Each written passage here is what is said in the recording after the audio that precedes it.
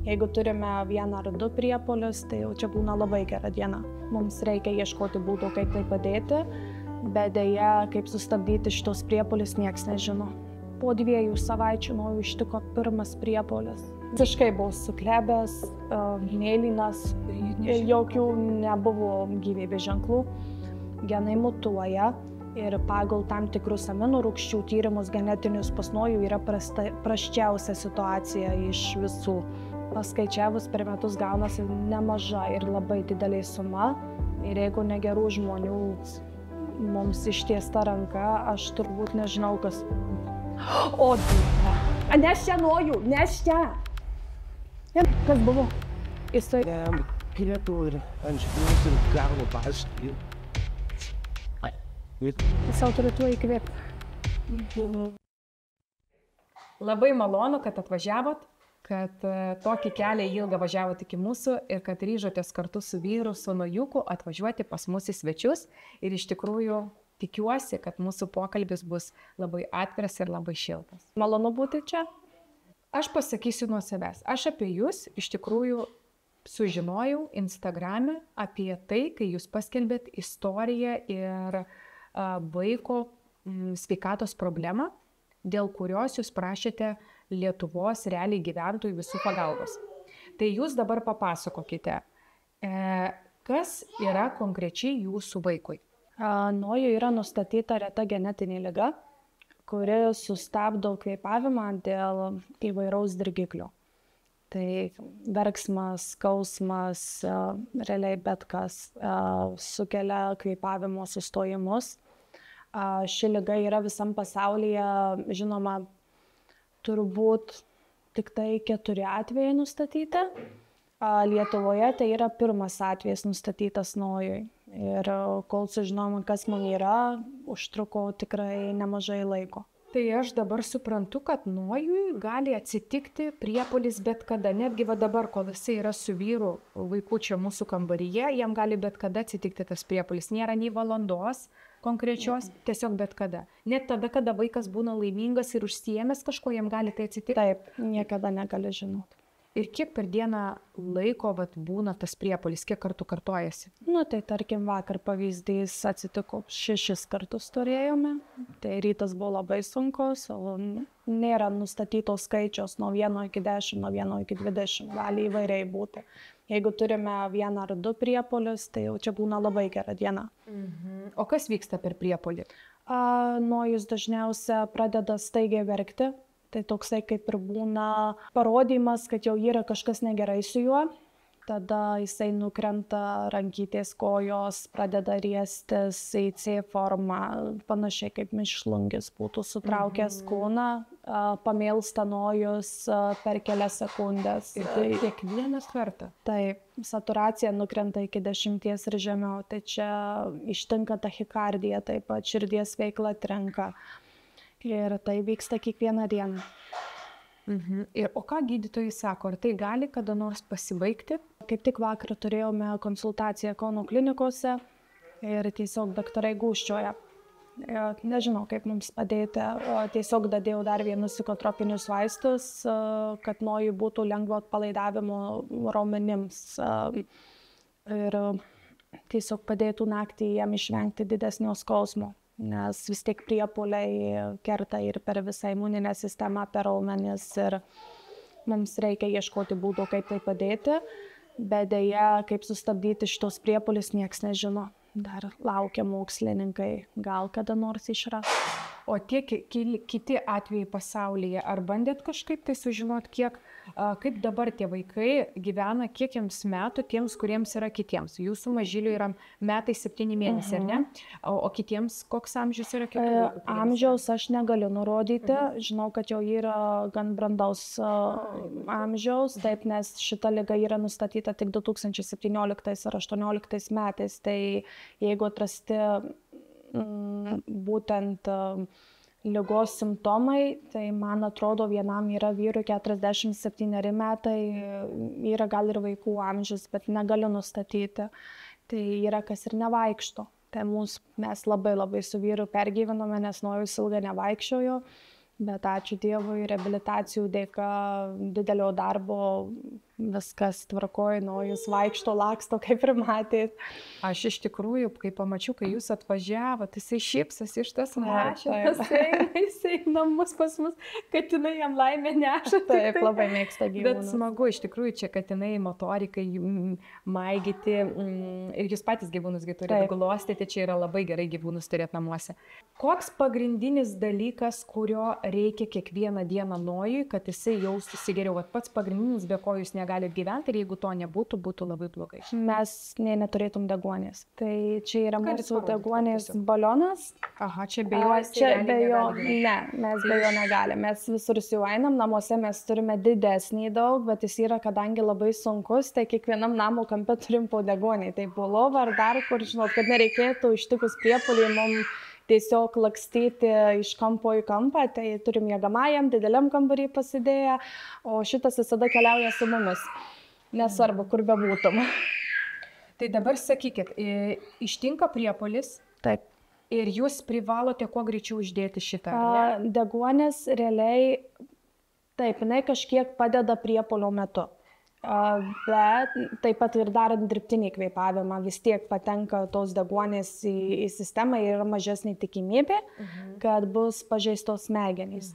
Bet deguonis labai reikalinga jau kaip naujukas įkvepia pirmą gurkšnį oro, kad būtų atstatyta saturacija jos smegenyse.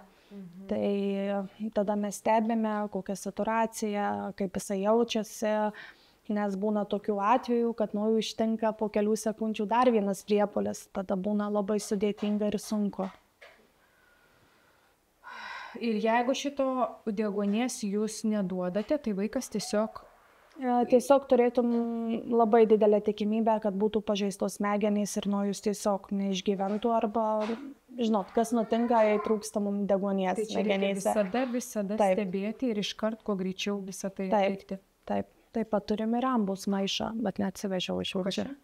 Ambos maišas pakeičia taip dirbtinį kvėpavimą darant dirbtiniu būdu, tai burna iš burnos, o ambos maišas ir toksai kaip aparačiukas, kur padeda suspaudant ir tokia kaukytė dedasi ant veido, tai man jau yra paprasčiau Nojų gaivinti, nes tu matai kiek įspaudimų, nes darant dirbtinį kvėpavimą mažam vaikui yra labai didelė tikimybė, kad ir kaip baisiai skambėtų, kad susprogs ar bus pažeisti plaučiai. Paskutinį kartą, kaip Nojus buvo, mano vyras jį gaivino ir jisai pradėjo atpilinėti krauju, tai mes labai įsigandome, kad streso metu bus pažeista ir, jau atsiprašau, siena. Tiesiog įsigandome, kad bus pažeisti ir plaučiai. Tai mus Kauno klinikose apmokino, kaip elgtis ir tada pasiūlė ambos maišą. Nes vis tiek streso metu gaivinti pačiai, daryti dirbtinį kvėpavimą, nes augusiam mažam trapiam žmogui tai yra kitaip. Žiūkas, taigi čia viskas vyko nuo gimimo, taip? Ne. Ne? O papasakokit, kaip buvo. Jūs sužinojot, kad jūs laukitės, ar ne? Kaip buvo visas tas nėštumas? Jums net neįtarė, kad kažkas, žinot, kaip būna dabar, yra ir mada, ir daug moterų, mamų, kaip sakant, eina tikrinti savo sveikatą ir aš pati ėjau, dariausi genetinius tos tyrimus, ar kaip Taip. Pamato, ar vaikas turės kažkokį tai yra... Ar neįgalumą turės, aš nenoriu dabar simeluoti, ar neįgalumą Dauno sindromą turės, ar ne, ar su kažkuo gims kažkas galbūt jau yra nesivysto ten pagal viską. Ar jūs tuos dalykus darėtės šiaip ar ne? Taip, mes atlikome visus tyrimus, nes mano praeiti 2 nėštumai buvo labai sunkus ir Nojus buvo mums staigmena. Todėl ir dėl mano sveikatos mes prieš atvykstant į Lietuvą, jau visam laikui paliekant Angliją, nusprendėme, kad reikia atlikti genetinius tyrimus. Mums buvo viskas tvarkoje. Nėštumas buvo labai sunkus. Pats sunkiausias turbūt iš visų 3. Toksikozė visą nėštumą, aukštas spaudimas, širdies ritmo pabėgimas, vandenų labai turėjau, daug vandenę turėjau, daug visokių. Tai labai nemažai laiko praleidau ligoninėse ar nėštumo metu, bet aš turėjau nuojautą, kad Nojus gims anksčiau laiko ir aš neišnešios.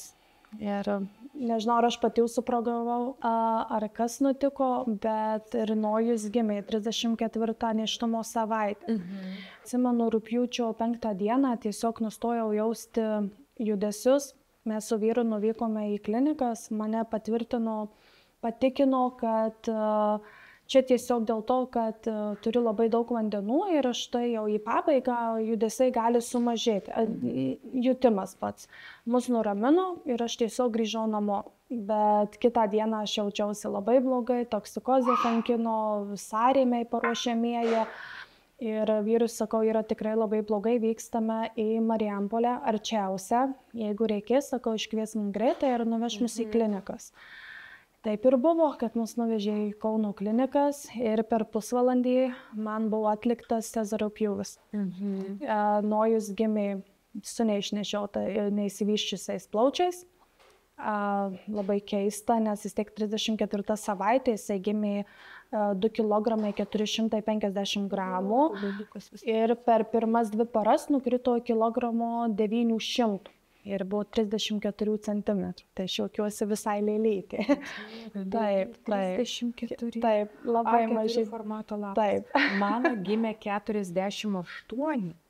Ir jau mažytis. Ir tai ten, nes aš dar kol kas aplinkoje nesutikau, kas pagimdė kem 8, realiai, va dabar kiek jau gimdė, aš dar kol kas nesutikau ir išpažįstam, ir nepažįstam, o jūsų visai va to. Taip, 34 cm, daktarai mane patvirtino, kad turėtų būti viskas gerai, jisai buvo inkubatorėje gan ilgą laiką. Nutraukinėjau pienuką, vaikščiojau į reanimaciją, po 10 parų Nojus buvo su manim. Aišku, mes valgėme per zondą. Bet man nepatvirtinau, kad tai yra normalu neišnešiotiem vaikam, nes jie yra tiesiog silpnesni. O dėl plaučių? Dėl plaučių pasakė, kad jie įsivystys ir viskas bus tvarkoj. Mane tikrai viskas buvo idealu. Tiesiog, kad buvo širdelėje 2 skylutės, bet mum ir patvirtino, kad jos greičiausiai sutrauks, nes Nojus gimė neišnešiotas. Šiek tiek pergyvenome, nes aš pati turiu širdies ydą, ar nebus paveldėta iš manęs, bet tai nepasitvirtino. Tikrai mus kankino tiesiog gelta, gal sunkiau. Į lempas mus guldė 7 kartus ir po to paleido namo.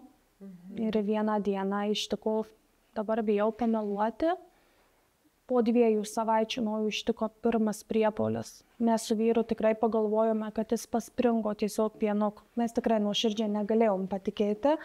Ir tuo metu mes susisiekėme su specialistais. O kaip buvo pirmas kartas, tai jūs maitinat ir jisai pradėjo? Jisai tiesiog gulėjo po maitinimo su vyru stačioj pozicijoje, lovoje ir jisai pamėlo. Visai mažiukas? Taip, 2-3 savaičių mėnesio dar nebuvo. Taip. Ir tada mes paskambinome, mums vėl paaiškino, kad neišnešiotiem vaikam gali būti apnėjos. Jeigu jos kartosis, mums reikia grįžti tolimesniam tyrimam. Ir mane kaip ir nuramino. Bet už kelių dienų vėl ištiko priepuolis, aš buvau viena namie. Su Noju mažyčiu nuogu bėgau į kiemą prašyti kaimynų pagalbos. Nežinau, kas man tada, jis visiškai buvo suklebęs, mėlynas ir jokių nebuvo gyvybės ženklų. Aš reikdama prašiau pagalbos, aš pati esu slaugytoja ir man tuo metu kažkas susiblokavo, kad aš negalėjau padėti savo vaikui. Man tik viena mintis kilo, kad jį reikia pakišti po šaltu vandeniu, kad gautų organizmas šoką. Taip ir aš padariau. Bet pasakoje įsivystė ir meningitas, nes jis ir peršalo. Tai nuo to laiko atsidūrėme.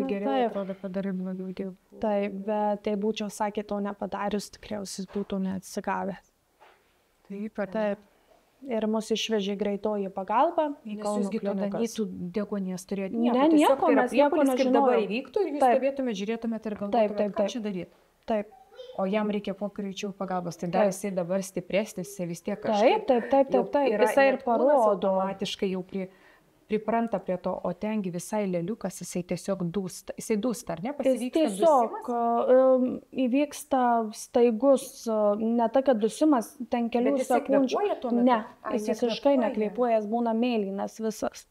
Tai būna rankytės, kojytės, veidas violetinis, net gal ne mėlynis, daugiau visas kūnas violetinis būna. Tai akiai susiverčia, būna prasideda traukuliai, prarandama sąmonė. Nu, čia labai daug efektų tokių. Taip, čia yra žiauru, kaip psichologiškai pačiam prie viso to stovėti ir dar padėti. Ir su tuos, ne tai, kad susitaikyti, bet tai yra labai stipru, iš tikrųjų. Turbūt tai ne mano vyras, tai man būtų per sunku. Jau jam visai lėliukui prasidėjo tie priepuoliai. Jūs dar nežinot, kas atsitiko iš tikrųjų, ar ne? Jums sako, kad tai yra neišsivystimo kažkokia problema, tiesiog vis palaukit ir jums viskas praeis. Taip. Ir jums pradėjo tirti, kame reikalas, kodėl taip kartojasi dažnai priepuoliai, ar ne? Nepaminėjau to, kad į mane labai žiūrėjau pradžioje skeptiškai, kad aš per daug pergyvenu, kad čia atsitinka taip, kodėl mes čia atvažiavome, kas mane iš tikrųjų iššokiravo. Ir prie rezidentės, nes mums net neatsiuntė daktaro, taip jau būna, prie rezidentės, ištiko priepuolis. Ir tada viskas prasidėjo, į mane pradėjau rimtai žiūrėti. Aš tikrai negalėjau pagalvoti tuo metu, kas vyksta, nes mane tiesiog išvijo už durų ir liepė laukti. Ačiū Dievui, nuo jų atgaivino ir mus išvežė į reanimacijos skyrių. Ir mes ten praleidome pirmus 3 mėnesius. Mus namo išleido be deguonies, be nieko. Mes dar diagnozės nežinojom, bet deguonies... Nes gydytojai irgi tai buvo naujiena, realiai. Taip, bet jie patvirtino, kad deguonis mums gyvybiškai yra svarbi. Tada mums buvo įsigelbėjimas iš Rimanto Kaukėno paramos fondo. Pats Rimantas atvažiavo pas mus į klinikas ir paklausė, ar mums reikia pagalbos. Tikrai, pripažinsiu, nėra lengva prašyti pagalbos, bet tuo metu pasakiau, kad mums būtina deguonis ir mes nežinom, kur jos įsigyti, kur gauti.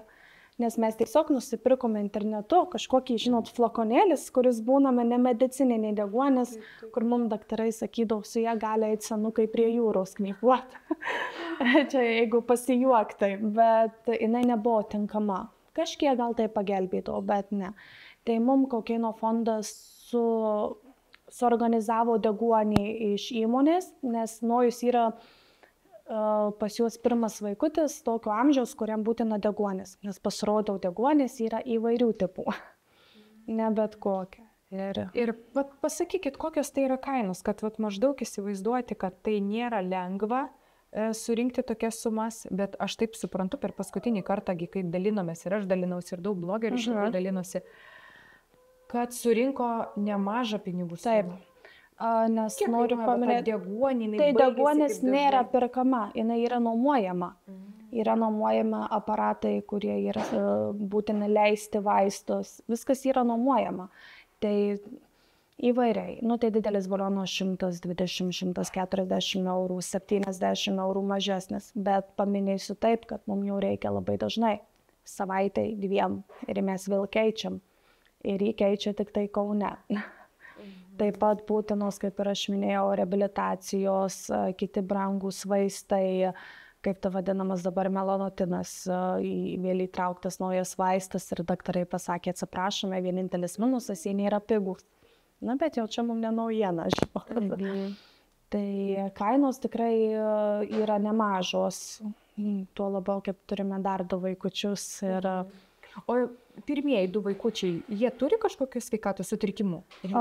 Po Nojaus gimimo Gabrieliui, mano pirmam sūnui, 9 metų, nustatė tą pačią diagnozę kaip Nojui. Taip. Irgi būna dabar priepuoliai? Priepuolių Gabrieliui neįvyksta. Tiesiog mes kaip kreipdavomės dėl jo raidos, dėl kvėpavimo, nes jisai labai dažnai, kosėdavo, tokie kaip astmos priepuoliai būdavo, taip. Mums pasakydavo, tiesiog ištinka į astmos priepuoliai ir čia nieko nėra ką jam padėti. Dėl raidos mums pasakydavo, mes turėjom 2 ausų operacijas su Gabrielium, dėl to, kad yra prastesnė klausa, vaikui dėl to sunkiau sekasi tam tikri dalykai. Mes net nenutuokėm, kad yra kažkas negerai, bet genetikai įtarė, kad tai eina per vyrišką giminę. Ir ištyrė ir mano broliai vyresnį, jam taip pat rado šitą geną. O kaip jį padaro tyrimus ir jeigu tas genas toks pats, tai reiškia, tai yra ta pati liga, tik tai skirtingų pobūdžių. Taip. Bet jam yra... Jis sunkiausia, nes genai mutuoja. Greičiausia, jis gimė silpnas, neišnešiotas, tas įtakojo, genai mutuoja. Ir pagal tam tikrus aminorūgščių tyrimus genetinius pas Nojų yra prasčiausia situacija iš visų. Tai kiti žmonės gal gyvena ir jie net nežino, kad jie turi, tarkim, šitą geną ir štai tų atvejų yra mažai nustatyta. Emutė viskas tvarkoja, yra dukrytė, dukrytė gali būti nešiotoja. Todėl jei norint kurti šeimą, reikės būtinai įsitirti, ar jinai negali perduoti savo vaikams būtent šito geno. Tai yra berniukams. Tai jeigu aš būčiau turėjus 3 mergaitės, tai visiškai mes būtum nieko nenutuokę. Ar yra dalykai, kurie dabar yra taip pat Nojui reikalingi ir tai kainuoja brangiai ir jūs to negaunat arba gaunat, bet jums tai yra sunku? Taip, kas tai yra? Kas yra sunkiausia iš finansinės pusės? Nes liga jinai jau yra liga, viskas dabar reikia tik tai, kaip sakau, turėti ką duoti, kad tai būtų lengviau išbūti toj ligoj. Taip, tai labai sunku su reabilitacijom.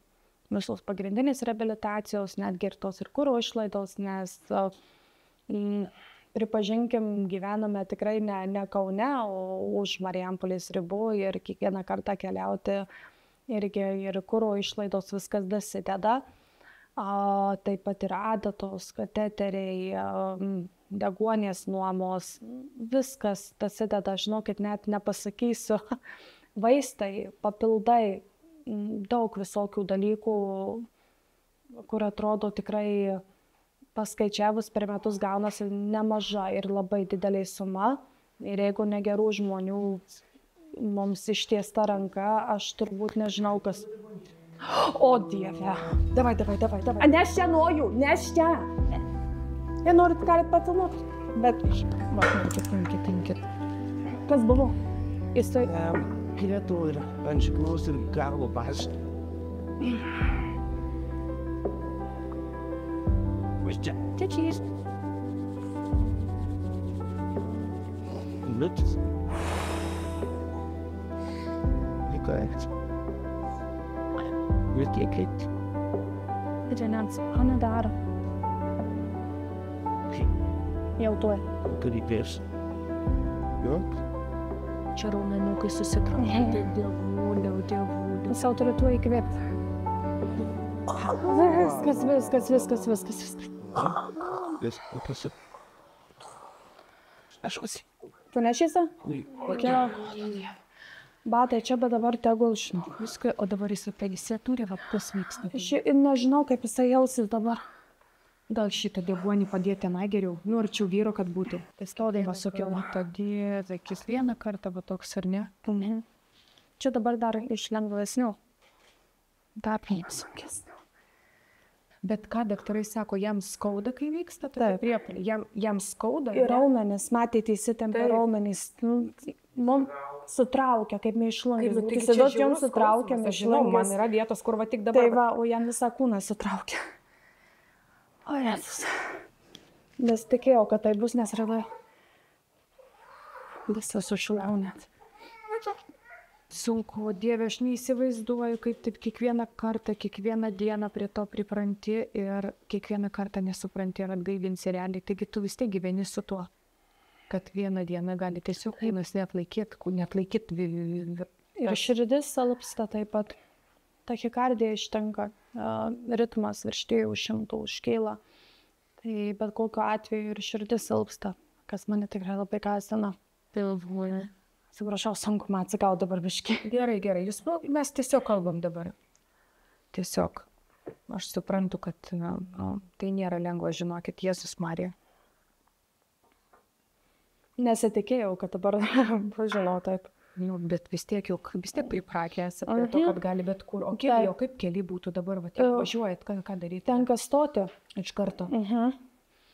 Tenka stoti Ir kelkraštį kažkur ir rimtis ir gaivinti. Bet kėdutė įsigulė. Ne, tenka išimti, nes kėdutė tu jo net gaivinsi. Jisai visas iš Taip, karto. taip, taip, taip, O jūs gali. jį vežate, vis tiek prisegusi. Taip, Jį prisegtas. pradeda, bet jau dažniausiai matosi, ar ne? O čia Priepuolio dabar tiesiog metu- greičiau buvo, nes tiesiog, vat, kaip jūs sakot, gali jisai ar toks greitesnis kažkoks būti emocijų dalykas ir Taip. jisai iškart gali jam prasidėti.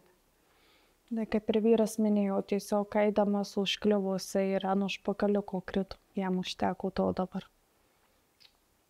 Nu, tikrai nebuvo užsigavimo didelio. Nu, bet Jisai pat jam gal biškis įsigando ir viskas.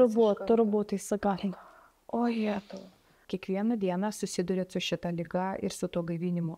Ko dar trūksta jums šiai dienai iki to pilno, lojaus, geresnio gyvenimo? Kažkokių medikamentų, ko galbūt negaunat, sunkiai gaunat.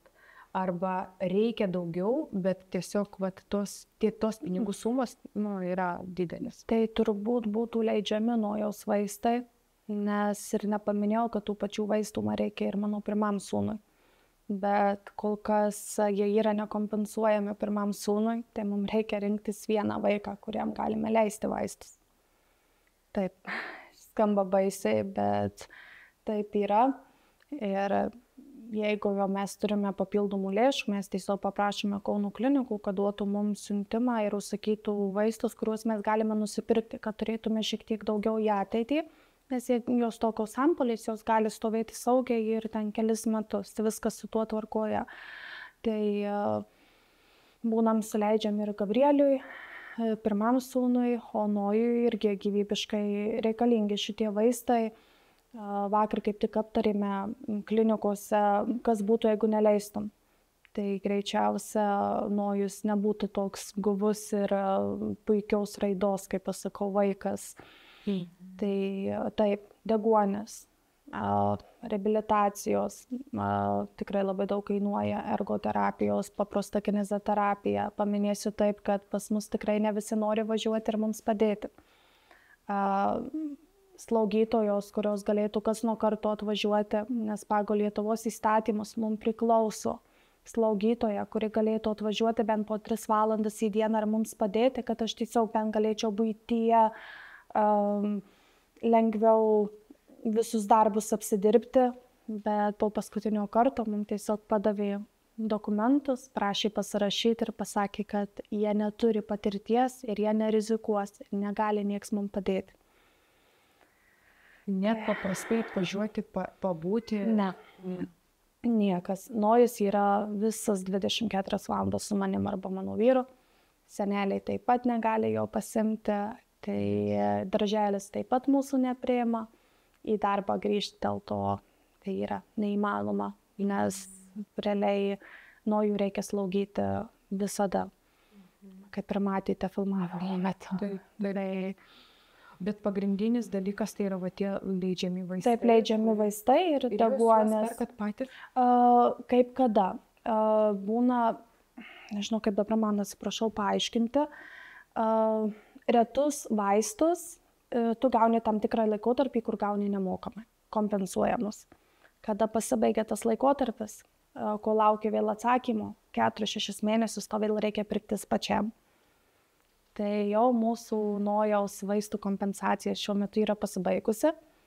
Tai laukiame, kadangi mes buvom dasipirkę prieš tai, retų ligų centras mato tai, kiek mes turime vaistų namuose. Todėl mes dabar tą naujo prašymo dėl kompensavimo negalime teikti. Taip, dar taip pat yra epilepsijos vaistai. Irgi kainuoja, visur 70-50 eurų į mėnesį, atpalaidavimo vaistai. Kažkada paskaičiavę, kiek maždaug į mėnesį reikėtų tų pinigų. Preliminariai, taip, kad kiekvieną mėnesį ne tai, kad lengvai jau jaustis, pripirkau ir turiu dar stalčių.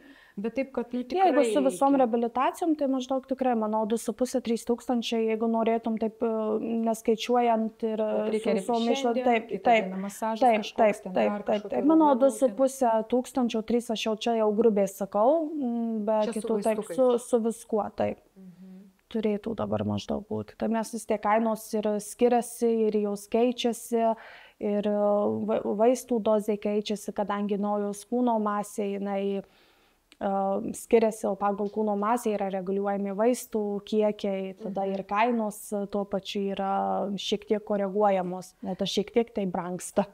Supratau. Tai šiai dienai mes visi Lietuvos gyventojai turime galimybę jums padėti tiesiog į jūsų sąskaitą, taip, pervedami tiek, kiek galim kiekvieną. Taip. Ir jūs už tos pinigus perkate jums pačius svarbiausius dalykus.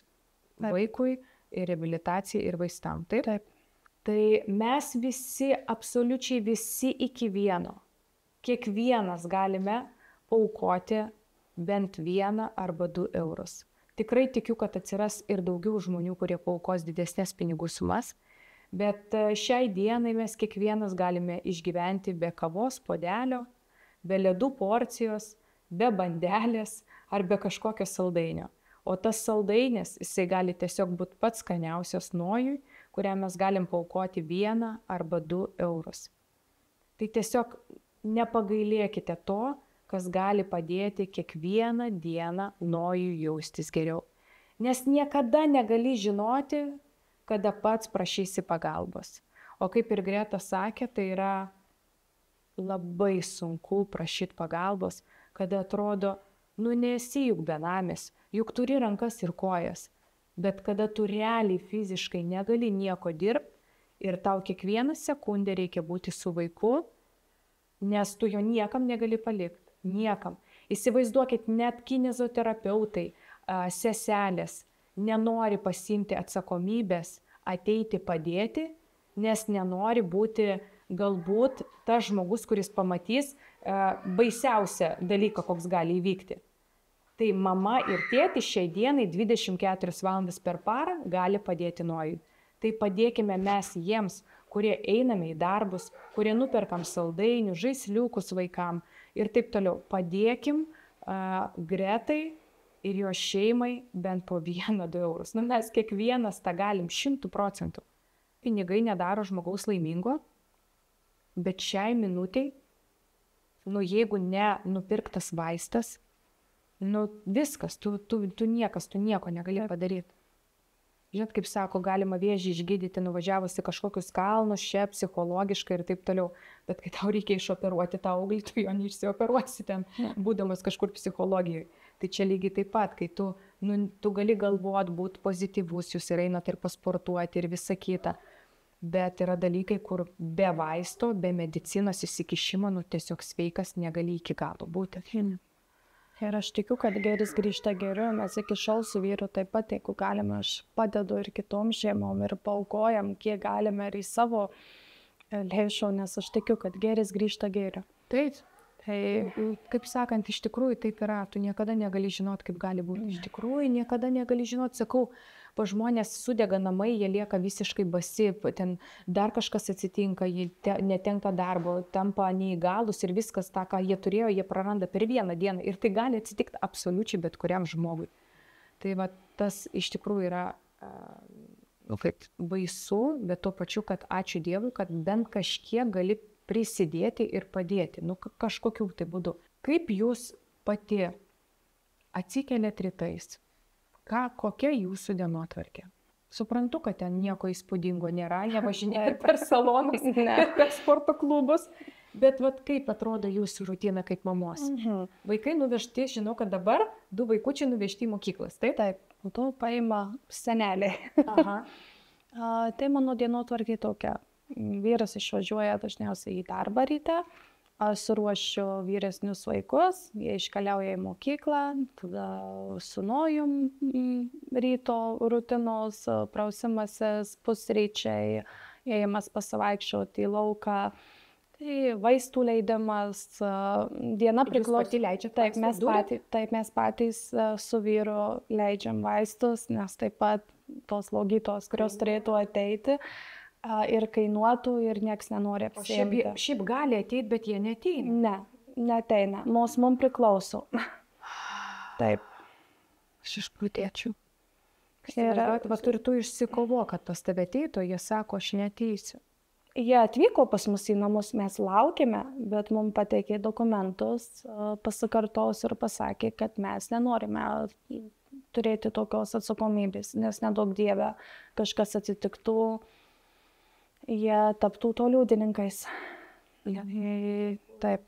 Tai nėra lengva, nes prieš tai tikrai gyvenau kitokį gyvenimą, kad ir mama buvau, bet dirbau aktyvus laisvalaikis, išvažiuoti kažkur būdavo. Tikrai senelių pas mus nebūdavo, tai mes gyvename užsienyje 10 metų, bet vis tiek, kaip yra vaikai sveiki, gali eiti į darželius, mokyklas, tu gali save realizuoti, mokytis, dirbti, yra visai kas kita. Dabar man nueiti į dušą, jeigu aš esu viena, jau yra pramoga. Arba aš kaip vyrai sakau, man yra pramoga nuvažiuoti į parduotuvę apsipirkti. Šiuo metu paprastų reikiamų produktų. Bandome įžvelgti kažkur pozityvumo. Taip. Tai džiaugiuosi, kad gyvename dar nuo savam name, turime savo kiemą, nes jeigu būtum bute, tikrai būtų sudėtinga. O aš dar vyrui sakiau, prieš grįžtant į Lietuvą, ne, aš noriu būti bute. Tai gerai, kad aš jau paklausiau. Tai šiuo atveju jis buvo teisus. Tikrųjų, aišku, aš labai džiaugiuosi, kad jūsų šeima bet kokia atveju yra pilnavertiška. Taip. Faktas, kad iš tuose dalykuose galima išvelgti daug dalykų, būna ir dar galbūt sunkiau. Iš tikrųjų, ačiū Dievui, kad vyras su jumis, ačiū Dievui, kad vyras sveikas, jūs pakankamai sveika ir turite dar motivacijos. Dar, mano mielos moteris, jinai turi motivacijos pasportuoti, kaip ne kaip pasportuoja ir numetėt kiek kilogramų? 7. Visi įsivaizduojat? Bet iš tikrųjų, dar toli. Iš tikrųjų, nu ką, reikia tiesiog uždaryti burną. Eit pasportuoti ir dar tiek emocijų atlaikyti, bet kiekvieną kartą. Taip, tai yra labai sunku iš tikrųjų. Tai yra tikrai labai sunku. Aš pasidariau vieną protarpinį badavimą vieną dieną, aš vos išvaikščiau. Bet ką aš noriu pasakyti, pas tai nėra tiek problemų. Tau vaikas, man suserga vaikas, eini iš proto. Jėzau, temperatūra, ką daryti, čia nereikės į ligoninę, o čia yra visai kas kita, čia 100 kartų viskas stipriau. Kartais proto neišnešama, ant kiek yra žmogus, ant kiek jisai gali išnešti iš viso, apskritai. Aš jums labai, labai linkiu nepasiduoti.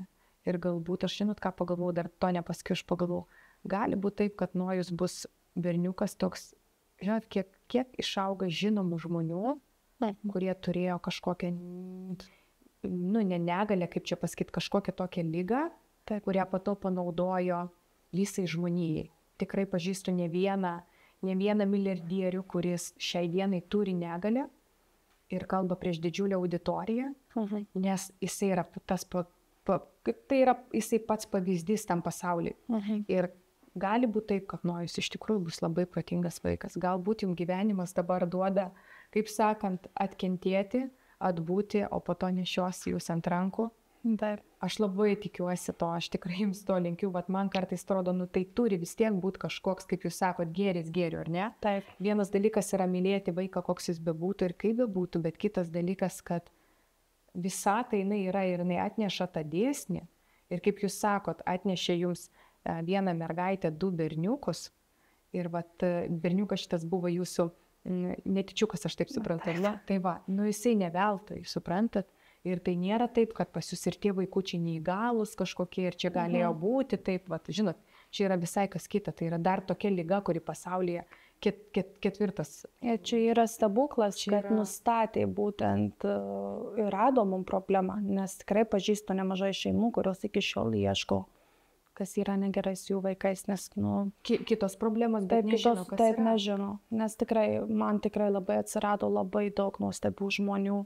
Rate susipažinau su nuostabiom mamom, kurios taip pat augina labai sunkiai sergančius vaikus. Ir viena iš jų net pakrikštinus yra Nojuką. Tai sakau, man čia turbūt irgi yra Dievo siųsti žmonės. Nėra lengva būti kartais tokioje aplinkoje, aš kaip sakau, kur niekada negali žinot, kada vienos vaikas vėl atsidurs reanimacijoje, o kitos vėl kovos už gyvybę. Tai yra tikrai labai sunku, bet palaikymas būtent iš tokių mamų yra labai labai svarbus. Beje, Aparato mes neturim, Rolandai, čia reikėjo atsivežti, būčiau parodžius, kuriuo mes leidžiam vaistus. Jisai yra aparatas. Nepaminėjau, kad mes prieš tai leisdom nojų į raumenį vaistus, didžiulis švirkštas, B12 grupės, visi yra labai skausmingi, nežinau, ar esat kažkada patyrę. Taip. O vaikų reikėdavo leisti, da jie sunkesni vaistas, nes raudonos rūšies vaistai yra labai skausmingi. 2 mėnesius mums tekdavo leisti jam į užpakaliuką, kol aš pradėjau tiesioginio žodžio prasme rėkti ir ginčytis, sakau, tai yra nenormalu, 30 dūrių per mėnesį, jisai neatlaikys. Pizdukas liks iš jo kūnelio.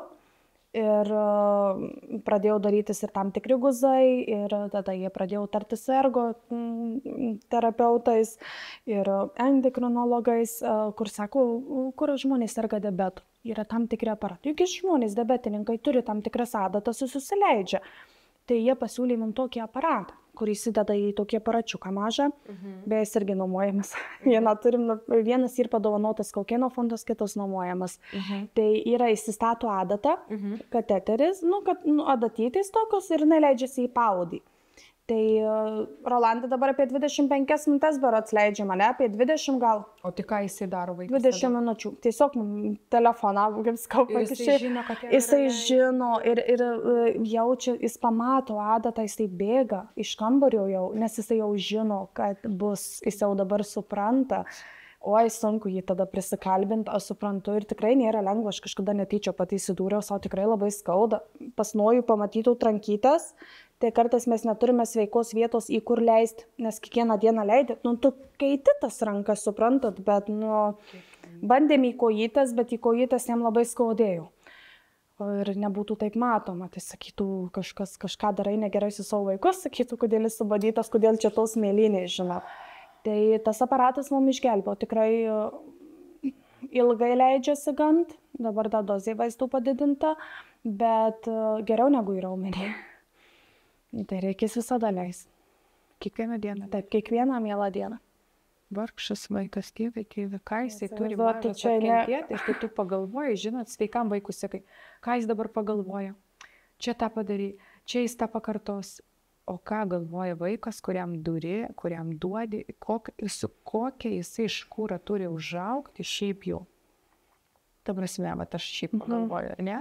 Su kokiais skausmais vaikai išauga. Ir tikrai išauga ir sveiki, ir tikrai yra tokių, kurie išauga ir sveiki, ir viskas gerai. Čia matyti tikrai, čia kažkas iš visatos duota atkentėti ir po to. Mes sakau, mes su vyru, kai mes su vyru, bet ką iškenčia nuojas, vis laik mes kažkaip susitvarkysime emociškai. Sunkiausia, kad jį po to tik apkabint po to adatų. Taip. Čia kaip mes atsigulėm į klinikas. Aš viena pragulėjau, beveik 8 mėnesius, manęs niekas nelankė. Apart kartais mamos atvažinės vyras susilaužė koją. O Dieve. Tai neturėjau kaip atvykti ir kitus vaikus augino. Tai tas toks buvo sunkus etapas, kad vienu momentu iš reanimacijos skyriaus vedėjas mane išvijo namo savaitgalį. Sako, jūs pažiūrėkit, kaip jūs atrodo, viskas, važiuokit namo, aplankykit savo vaikus, mes norim pasirūpysim tas 2 dienas, nes aš tiesiog tenai nuo ryto iki vakaro realiai sėdėdavau, kol mane išvydavo. O skydau ką, jisai prijungtas prie aparatų. Tu nieko negali padėti, bet žinot, vis tiek noris ir tas kvapas vaiko, ir ta šiluma, ir man taip norėdavosi būti, ir jeigu aš nueidavau tiesiog pavalgyti, ar kur, tai aš jausdavosi kalta. Tai po to supratau, kad irgi pačiai reikia pagalbos, kad aš jau nebesusitvarkau su savo mintim, nes aš manydavau, kad aš sapnuoju eidama. Iki tokio jau buvo. Bet dabar jau kaip nors sunkių dienų būna labai. Mes įsiverkiam, įsireikia ir vėlai. Ir vėlai ne. Beje, mūsų vyresni vaikai moka gaivint naujų irgi. Irgi moka jau. Taip. O ką jie sako? Jūs tiesiog pasakė, kad naujukas turi ligą ir viskas. Pradžio buvo labai sunku. Kaip grįžome, mano Gabrielius... Kandaimi? Aha. Mano Gabrielius ištiko panikos ataka, vaikas apsivėmė, krito, jam buvo labai sunku suvokti, kas čia vyksta. Tai porą mėnesių po Nojaus grįžimo į namus buvo labai sunku emociškai, ypatingai Gabrieliui.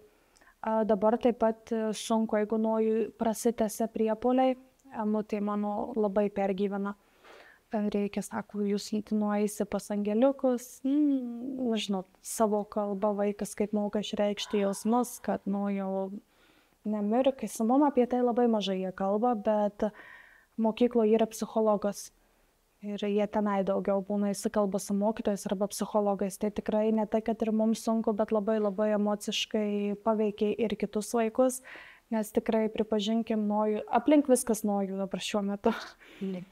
Taip, tai jau vaikai žino ir kaip vaistus, ir kaip deguonį laikyti, ir kaip dirbtinį daryti, viską. O tikrai 7 ir 9 metų vaikai neturėtų to mokyti. Taip, kas bėgė. Tai jau dabar jau taip jie susitaikė su to, kai atsitinka, tiesiog irgi pergyvena, stovi, laukia. Žiūri į mano reakciją. Jeigu aš būnu su vyru, aš ramiau reaguoju. Ir vis laikas mane nuramina. Bet jeigu aš būnu viena namuose tuo metu, ir jeigu supanikuoju, pradedu verkti, jeigu dar reikti, tai visko būna, tada ir vaikai perima turbūt mano emocijas ir išgyvena labiau. Mano vyras, jisai šaltesnių nervų, taip jisai pergyvena, bet jisai, nežinau kodėl, bet aš vis laik sakau, gerai, kad nebu panikuojama. Jei abu panikuotum, tai būtų labai blogai. Tai labai gerai, kad jisai į viską rimtai ir labai šaltais nervais žiūri, nes sako, tu nepadėsi Nojui, tu turi dabar padėti Nojui. O kad tu verksi arba tu galvosi, kad bus blogiau už mėnesio ar 2, gyvenam šią dieną, dabar yra taip ir, sakau, didžiausias ramstis. O ką jūs patartumėt kitoms šeimoms, kurios irgi panašiai išgyvena tokį laikotarpį kaip jūs? Galbūt yra patarimų kažkokių, galbūt nedarytumėt kažkaip kitaip, elgtumėtės anksčiau. Tiesiog koks jūsų būtų patarimas? Nebijočiau prašyti pagalbos laiku ir nepamiršti savęs. Jeigu jaučiatės emociškai palūžęs, nebijoti prašyti pagalbos. Jeigu mes pačios mamos arba tėčiai jausimės blogai, tai neturėsime kaip padėti savo vaikams. Tai tikrai labai labai svarbu nebijoti prašyti pagalbos ir kalbėti. Nes aš iš pradžių užsisklendžiau savyje ir aš visiškai nekalbėjau su nieko apie tai. Pradėjau šiek tiek daugiau kalbėti, prašyti pagalbos, nes tai nėra lengva. Man tikrai pasidarė daug lengviau. Atsirado mamų, kurios taip pat susiduria su tam tikrom pagalbom, viena duodam kitą patarimus. Gal kažkokiose grupėse esate? Taip, esam grupėse tam tikrose ir dėl neįgalumo, tarkim, nes apie tai valstybė niekad nekalba, kur reikia kreiptis, kaip reikia susitvarkyti tam tikrus dokumentus. Kad apsimokėtų, taip. Ir kad ir nauda būtų didesnė. Nes daug kas kalba netgi apie draudimą. Nepamirškite, kad kodėl jūs neapsidraudėte, bet nepamirškite, kad niekas nedraudžia vaikų, kurie serga sunkiai, ypatingai retom ligom. Tai vienintelis dalykas, ką mes bandom su vyru daryti, tai šiek tiek atidėti vaikams į savęs, taip, nes niekada nežinau. Aš dirbu su gyvybės draudimu, aš tą darau daug metų. Ir jūs iškart kaip pasakėt, kad nedraudžia ar ne, bet yra vienas iš būdų tiesiog atsidėti. Taip, kaupti tiesiog, nes atsidėti, investuoti. Mano dukrytė yra drausta, nes su manim viskas tvarkoja, bet kai bandėme drausti ir Gabrielių ir Nojų, tiesiog pasakė, kad sudėtinga ir tikrai ne. Tai kažkaip vienam vaikui kaupti, kitiems ne, tai mes kiek išgalim, tiek atidedat. Taip atidedam. Tai tikrai sakau, paskartosiu, nebijoti prašyti pagalbos ir kalbėti apie tai. Ieškoti užsienyje pagalbos, jeigu tai yra įmanoma, nes mes tikrai ieškome ir norėjome vykti į Lenkiją šiuo metu, bet vėl mūsų nepriima. Nes jeigu priepuoliai ištinka kiekvieną dieną, tiesiog specialistai negalės dirbti su mum, tai bus pinigai išmesti į balą. Taip pat Lietuvoje irgi ieškoti tam tikrų pagalbų nemokamų, kaip aš sakau, nesvarbu, kad jų yra nedaug, bet išnaudoti visas galimas valandas reabilitacijos, ergoterapijų, nes jų tikrai skiria valstybė nedaug, bet jeigu įmanoma, jau kas metus, kiek jau yra nemokamai skirta, kad jas išnaudot, nes tikrai ne visos mamos žino apie tai. Bijau, kad nedaug dieve kažkas atsitiktų ir kad nelikčiau viena arba vyras neliktų vienas, nežinom, yra atvejų, atsitinka visokių nelaimių geriau būsim apsidraudę, kad nekalbu, kad mums dabar ims ir atsitiks tai, bet tu niekada negali žinoti. Geriau apsidrausti, skirti tą minimalę, sakau, sumą, kuri galėtų turbūt padėti ateityje. Tai skau gaila dėl vaikų mažesnių, kad nedraudžia, bet ir kaip yra. Supratau. Ir dar noriu paklausti, tai jūsų liga nojus skaitosi įgimta? Taip. Aš esu nešiotoja, kaip mama. Jisai ir paveldėjęs iš manęs, bet negali daktarai ir genetikai pasakyti, ar tai mutavo mano mamos ir mano tėčio genas, ar tai yra dar iš kažkur toliau paveldėta, nes mūsų giminė daugiau yra mergaičių. Tai aš tai labai buvau sudėtinga, aš esu ta, kuri pas mane yra berniukų. Mūsų giminė, kad būtent iš mano mamos pusės berniukų neturi nei vieno. Kas viso dukrytis, tai kaip tenai yra, nieks negali pasakyti, bet taip yra genetiškai paveldima tik X chromosomų berniukai, o nešioja mergaitės tą.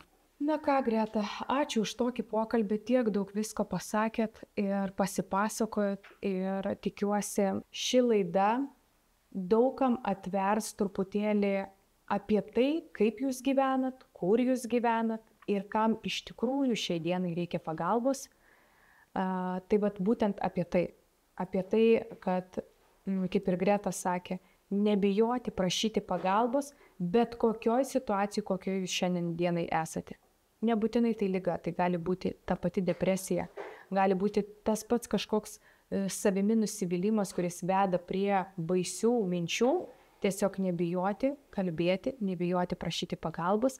Tai vat kartu su Greta jums siunčiam didžiausius linkėjimus ir aš labai tikiuosi ir labai jūsų prašau visų pagalbos šiai nuostabiai šeimai, kuriai padėti galim kiekvienas. Absoliučiai.